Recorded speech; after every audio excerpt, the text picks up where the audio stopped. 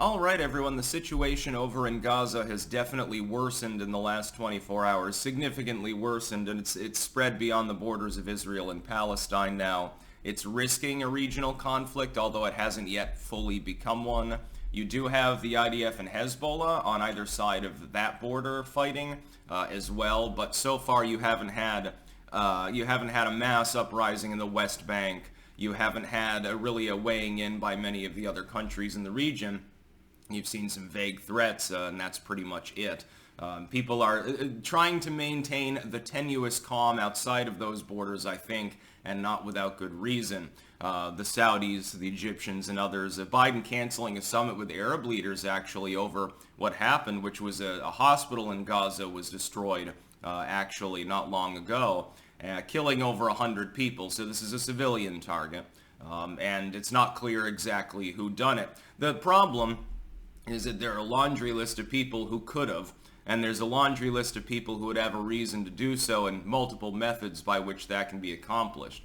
The thought is that it was struck from outside, that is, it wasn't like a Hamas weapons cache that went off, although that's certainly possible.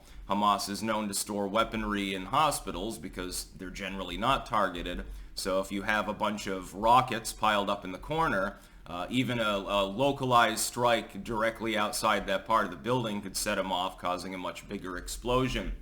Could have been Hezbollah. They could have sabotaged the building, of course. Could have been an IDF strike by drone, missile, whatever. It's not clear. It could have been Hamas shelled its own hospital as a false flag. So there are a number of different possible guilty parties.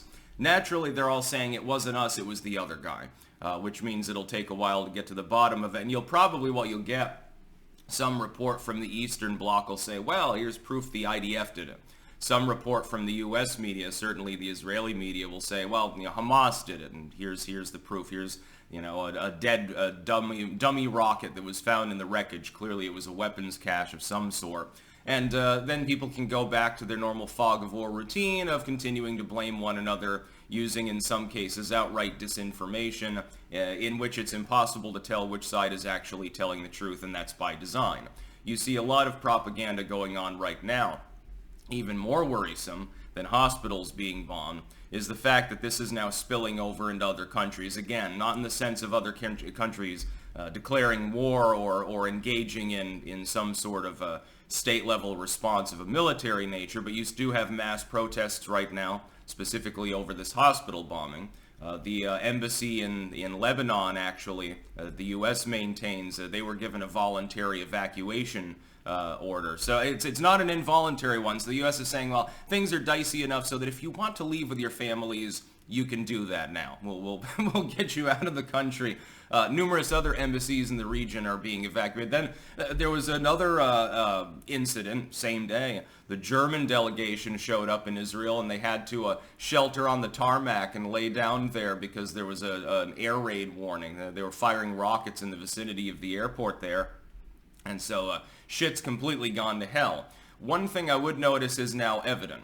This is a bit different from most of the other dust-ups that we've seen in that region for a very long time.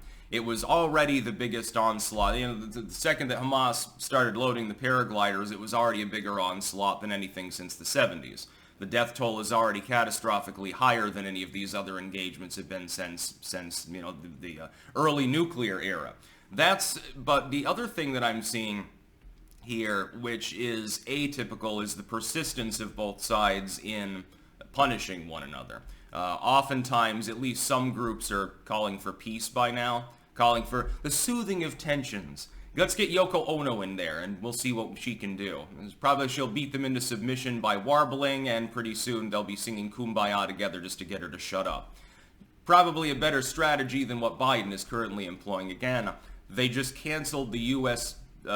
Meeting with Arab leaders to focus singularly on Israel in a very telling fashion. Other meetings are being canceled right now as well. The problem is that when an entirely civilian soft target like this may have been hit by the people that you're backing, you want to take a step back because you don't really want that stain on you.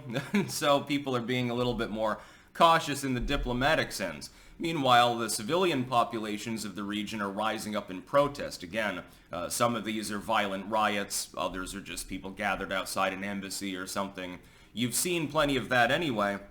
When it happens in a college city in the United States, so a bunch of college kids show up in solidarity with Palestine, or, Long Island, some people are waving the Israeli flag. That's a lot different from the kind of protests you typically get in Lebanon, like in Beirut, or someplace like that.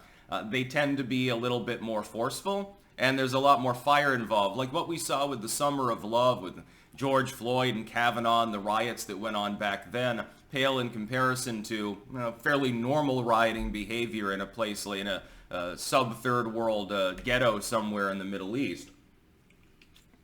There's a lot of violence, because there's a lot of stress that boils over at every given opportunity. And it's sort of like an escape valve for that built-up pressure. Naturally, everyone condemns the hospital bombing. It's just that they don't know who did it, so they don't know exactly who to condemn. But they're damn sure that it wasn't their guys that did it. So again, you have 4 or 5 possible guilty parties. You've got more rocket attacks now. Hamas is not easing up now. Normally, Hamas fires off a couple of barrages. So a couple dozen rockets go flying, one person's injured, a couple people are killed, maybe it hits somebody's garage and, immolates it, and that's typically what you get. The IDF responds with a targeted strike on that general location. Whether they hit the Hamas members or not, they make their point. That's not what we're seeing here. It's far more dire. And then you have Christopher Wray's warning, of course, that I talked about the other day. Oh, by the way, this is making the risk of terrorism in Western countries a lot higher. Again, thanks for that wonderful foreign policy that draws the United States and its allies directly into that struggle diplomatically, so that we too can be punished by terrorist groups that are, in turn partially funded by the West anyway in some cases. Like Hamas gets all sorts of aid money. What do you think they do with that? Do you think that they actually give a shit about the civilian population of Gaza? No, they squirrel that away. They buy weapons and shit like that. Buy more munitions to fire at the Israelis or the Egyptians or someone. And same is true of Hezbollah with their backers. Same is true of Israel. He gives humanitarian aid to a country because the money is fungible. They can just divert it to a weapons program if they really want to. This is what they were worried about happening with that Iran deal that Biden, again, had to then stymie. He had to walk back on his own deal and agree with the Qataris to refreeze the funds simply for political reasons, because all of this happened in the first place. And some people are saying that the whole goal is actually to try to deny Israel and Saudi Arabia some sort of finalized Abraham Accord-style agreement, normalization fully of relations, which is also possible. This could be effectively a political war. The problem is, if you launch off on a political struggle and a few dozen people die, the public just yawns and looks away, so you have to make it really big and really ugly. I'd say that's the direction that we're moving in. As usual, I have to point out that I'm not Team Palestine or Team Israel. I'm Team USA, and it's fucking with my shit too, because, now my tax money has to go to yet another country in an expedited fashion. They're freeing up more money, by the way, for Israel and Ukraine at the same time, as dovetailing them together. What's next? Taiwan? Is ECOWAS actually going to end up in a war with its northern neighbors? Burkina Faso launching off on an ethnic genocide of people closer to the coast or something like that? Who knows? Anything can and does happen, especially when you're trying to fuck around with Western elections and you're trying to get people afraid so that they'll vote for the status quo. Wink, wink, nudge, nudge. That's about all. Peace out.